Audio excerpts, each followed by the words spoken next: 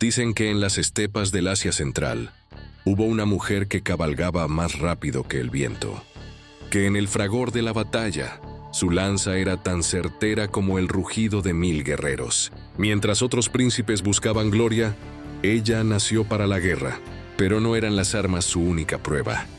Desafió al mundo con una promesa imposible. Solo se casaría con quien lograra derrotarla en combate. 100 guerreros lo intentaron, 100 cayeron. Su nombre era Cthulhun, un nombre que resonaría a través de los siglos como un eco de poder indomable. Hija de sangre de conquistadores, descendiente directa de Genghis Khan. Para entender su historia, hay que remontarse al siglo XIII, una época de conquistas, imperios y hombres de acero. En este mundo, nació la sobrina nieta del legendario Genghis Khan y la hija de Kaidu, uno de los gobernantes más poderosos del Kanato de Chagatai. Desde muy pequeña, Cthulhun demostró ser diferente. Mientras otras niñas de la nobleza aprendían las artes de la corte, ella pasaba sus días en la silla de montar, galopando a través de las llanuras con una habilidad que dejaba sin aliento a los guerreros más veteranos. Dominaba el arco y la flecha con una precisión mortal, pero también destacaba en una disciplina reservada casi exclusivamente para los hombres: la lucha mongola. Imagina a una joven princesa, no de vestidos de seda, sino vestida para la batalla, derribando a hombres que le doblaban el tamaño. Ser derrotado por una mujer era impensable, una humillación. Su fuerza no era solo física, tenía una mente estratégica y un espíritu indomable. Su padre, Kaidu, no intentó reprimirla. Al contrario, vio en ella a su consejera más valiosa y a su mejor general. Cthulhun se convirtió en su sombra, cabalgando a su lado en las campañas militares, no como una figura decorativa, sino como una comandante que lideraba sus propias tropas. Los soldados la respetaban, no por su linaje, sino por su valor en el campo de batalla. Pero la vida de una princesa, incluso una guerrera, está marcada por la política y el matrimonio. Todos querían una alianza con el poderoso Kaidu, y casarse con su hija era la forma de sellarla. Pero Cthulhun no era una mujer que se dejaría entregar como un premio. Tenía sus propias reglas. Aquí es donde su historia se convierte en leyenda. Cansada de las presiones, Cthulhun lanzó un desafío que resonaría a través de los siglos. Declaró públicamente que solo se casaría con el hombre que pudiera vencerla en un combate de lucha. Pero había una condición más. Si el pretendiente perdía, debía entregarle 100 caballos. Imaginen la escena. Los mejores luchadores del imperio, campeones de clanes lejanos, príncipes arrogantes convencidos de su superioridad. Todos acudieron a la corte de Kaidu para probar su suerte. Los cronistas de la época, incluido el famoso viajero Marco Polo, quedaron fascinados con esta historia. Él mismo describió cómo los hombres llegaban, apostando sus fortunas en caballos, solo para ser derribados y humillados con una calma y una confianza que desarmaba a cualquiera. Pronto, la princesa guerrera acumuló una manada de más de 10.000 caballos, una fortuna colosal que simbolizaba no solo su riqueza, sino su invencibilidad y su independencia. Este desafío no era solo un capricho, era una declaración política. En un mundo patriarcal donde el matrimonio era una herramienta de poder para los hombres, Cthulhun lo convirtió en una demostración de su propio poder. Estaba diciendo: yo elijo mi destino. Mi valor no se negocia, se gana. Su padre la apoyaba completamente, disfrutando de la audacia de su hija y, por supuesto, del creciente rebaño de caballos. Pero no todos estaban contentos. Sus hermanos comenzaron a verla con recelo. Su fama y su influencia crecían cada día, y algunos temían que su padre la nombrara su heredera, rompiendo todas las tradiciones mongolas.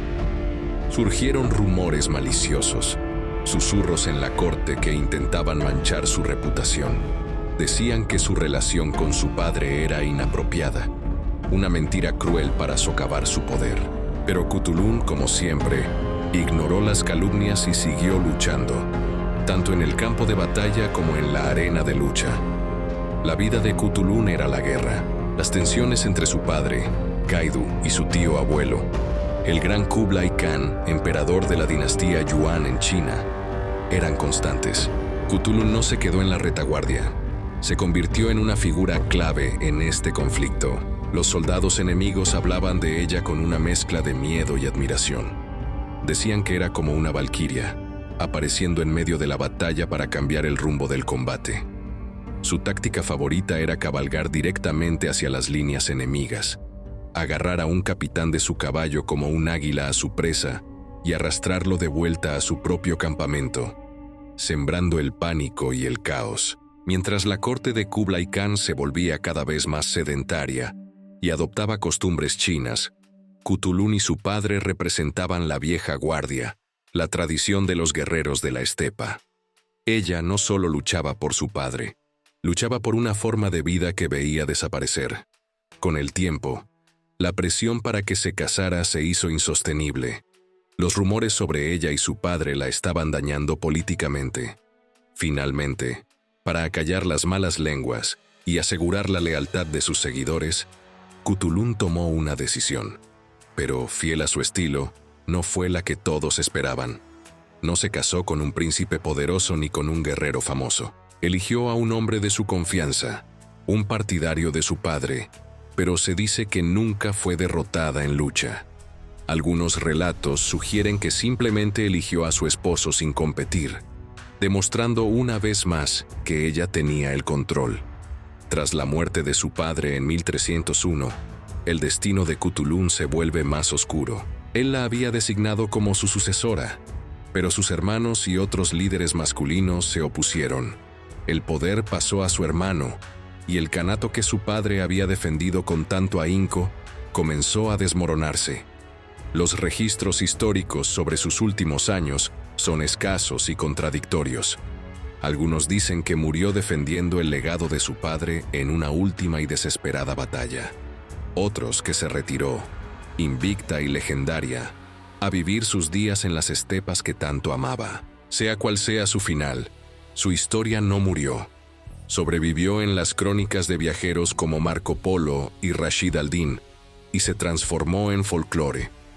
Siglos más tarde, su leyenda inspiraría una de las óperas más famosas de la historia, Turandot. La historia de la princesa fría que desafía a sus pretendientes con acertijos tiene su raíz en la historia real de Cthulhu, la princesa que los desafiaba con su fuerza. Cthulhu fue mucho más que una guerrera. Fue un símbolo de desafío. En un mundo de hombres, ella forjó su propio imperio. No de tierra, sino de respeto y libertad. Desafió las normas de género, las expectativas de la realeza y el destino que otros habían escrito para ella. Su historia nos recuerda que la fuerza no tiene género y que los héroes más grandes son aquellos que se atreven a ser ellos mismos, sin importar el precio. Ella fue la princesa guerrera que nunca se arrodilló, la mujer que cabalgó con el viento y cuyo eco todavía resuena en las llanuras de Mongolia. Gracias por acompañarnos en este viaje al corazón del Imperio Mongol. Si te ha gustado esta historia, suscríbete, dale al like y déjanos un comentario contándonos qué otro personaje histórico te gustaría conocer.